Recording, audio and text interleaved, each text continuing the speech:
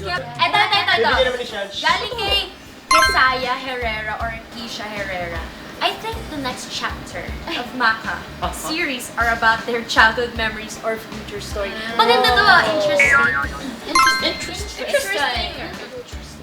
Magiging sila kaya si Katya, yung jowa ni Bryce. Ay, yan talaga pinili. May magkakaroon ng love triangle. Triangle. May mga bagong student na papasok na makakaaway ng makakas. Oh! Sino ka na? At magbabalik si...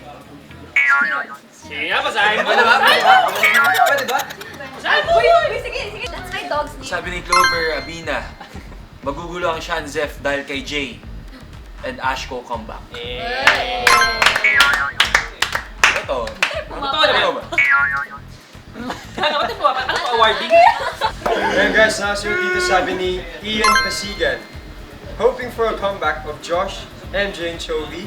Then mag-add pa sila ng Casa Squad. Yeah! Pwede. Maganda yan, maganda yan. Makas. Nahu! Abangan niyo yan, maraming magbabalik. May mga bago. Malay nyo, dahil nga Host kami ng audition. diba? Malay nyo. Ma-hear out kayo ng